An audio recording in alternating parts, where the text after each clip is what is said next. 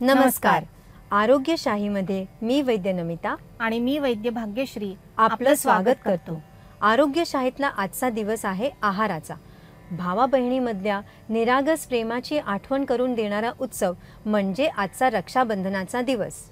राखी पौर्णिमेला नारळी पौर्णिमा सुद्धा असते आणि त्या निमित्ताने समुद्राला नारळ अर्पण करून जलतत्वाची पूजा केली जाते.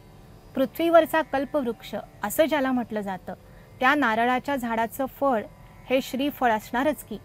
म्हणून श्री गुरुजी म्हणतात, ज्यांच्या समोर नतमस्तक व्हायचं, मग ते आपले सद्गुरू असो किंवा आराध्य दैवत असो, आपण त्यांना आपलं प्रतीक म्हणून नारळ देत असतो. मनुष्याशी ज्याची तुलना करता येते त्या नारळाचं महत्त्व याहून अधिक ते काय सांगणार. इथेही प्रसाद म्हणून परत मिळालेला नारळ आपण जेव्हा सेवन करतो तेव्हा आपल्याला आरोग्याचा आशीर्वादही आपोआप मिळतो. नारळ गुणाने स्निग्ध आणि पित्त दोषाला कमी करणारा असतो. यातील पाणी रसधातूला पोषक तर खोबरं मज्जाधातूला पोषक असतं आणि म्हणूनच नारळ शक्ती देण्यात श्रेष्ठ असतो.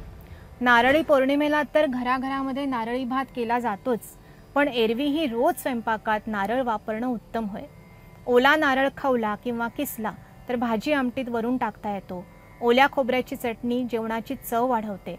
नारळाच्या दुधाची सोलकढी पित्त कमी करते आणि नारळाच्या वड्या हे तर जणू एक उत्तम रसायनच होय.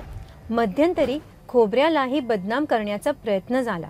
खोबरं खाऊ नका, त्यामुळे कोलेस्ट्रॉल वाढतं, हार्ट पेशंट्सनी तर खोबरं खाणं अजिबात चांगलं नाही वगैरे. परंतु अशी काहीही भीती मनात ठेवायची गरज नाही.